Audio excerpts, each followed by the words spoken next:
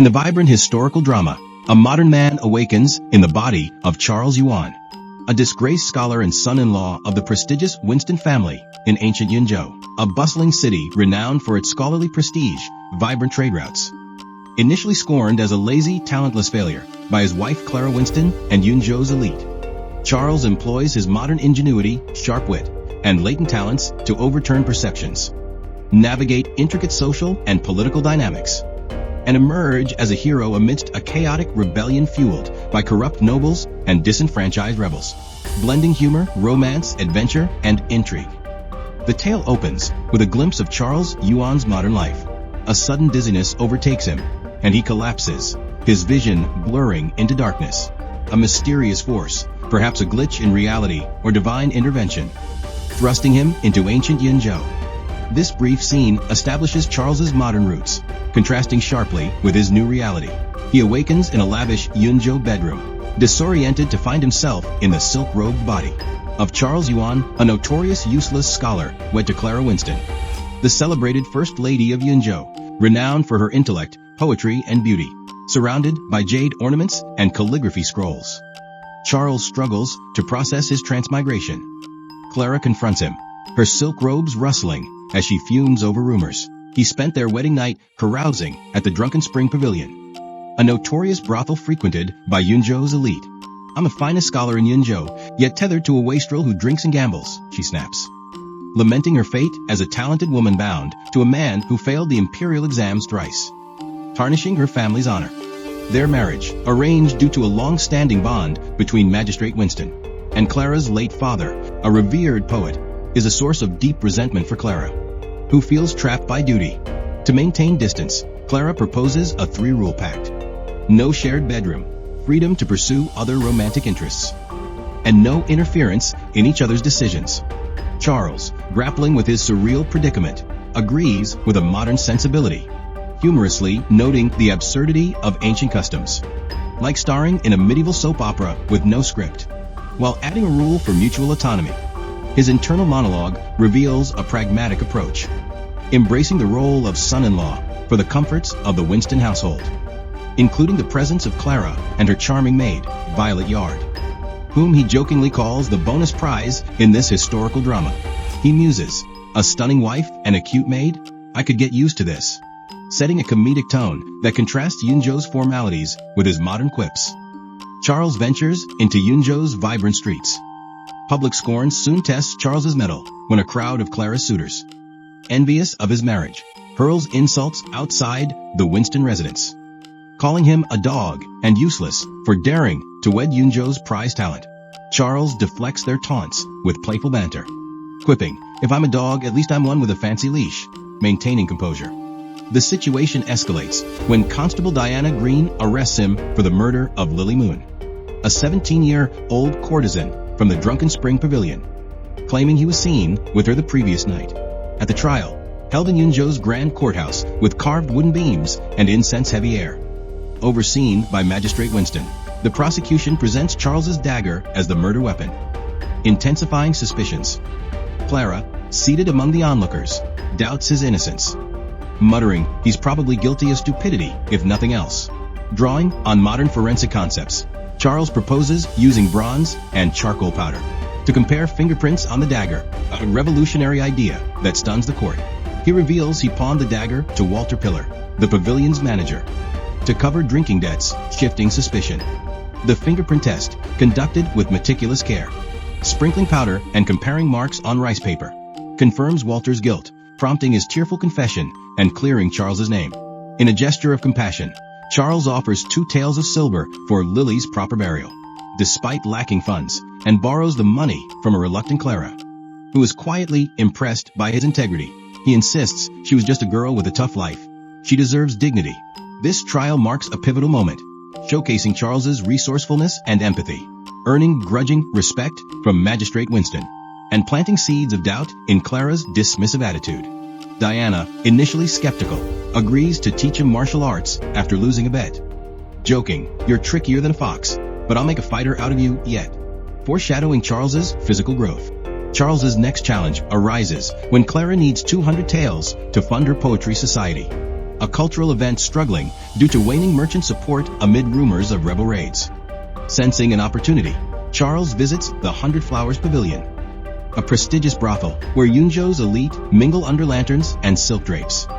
There, Flora Ferry, an enigmatic courtesan with a commanding presence, hosts a poetry contest with a 1,000 tael prize. Charles competes against Louis Trent, the arrogant son of Yunzhou's district governor, whose polished poem about spring blossoms captivates the audience.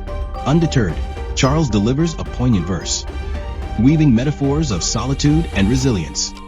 A lone leaf falls, yet the tree endures, which resonates deeply with Flora and the crowd, who erupt in applause. Louis, humiliated, accuses Charles of plagiarizing Magistrate Winston's work, citing the famous couplet "Mist Locks Willow Pond" as evidence. Flora defends Charles, referencing his kindness toward Lily Moon, and the accusation falters. The winnings provide Clara's needed funds, though she remains unaware of his efforts. Rumors of his pavilion visit spark a confrontation when Clara, believing he's squandering time with courtesans, storms the pavilion. Finding the banknotes he earned, she learns from Flora that Charles won them through poetry. In a moment of clarity, Clara discovers he authored the "Mist Locks Willow Pond" couplet, previously attributed to her father. Overwhelmed, she tears up a divorce agreement, apologizing. "I was wrong about you, Charles." This reconciliation shifts their relationship, though Charles maintains secrecy, hinting at a larger agenda. To deepen his understanding of Yunzhou's unrest, Charles visits a local tea house, where he overhears merchants discussing rebel raids on trade routes, linked to a shadowy group opposing the imperial court. The Poetry Society event, held in a lush meadow dotted with wildflowers, further highlights Charles's modern values. Observing the elite scholars trampling farmers' crops during frivolous games, Charles interrupts, reciting "Hoeing at Noon," a powerful poem depicting laborers' toil under the scorching sun. He declares, "Every grain you crush is a farmer's blood and sweat." The verse shames the scholars, earning admiration from Nora Snow, a kind-hearted noblewoman who says, "You speak for those who can't." Louis and others resent his defiance, muttering threats. Clara, initially mortified, begins to appreciate his integrity. Later, Charles visits Nora and learns she's being forced into a concubine marriage with Simon Sue, a ruthless noble from Forest Peace, to save her family's failing tavern. Finding her bedridden and despondent, he vows, "No one will force you into that life, Nora." This strains his relationship with Clara, who grows frustrated by his focus.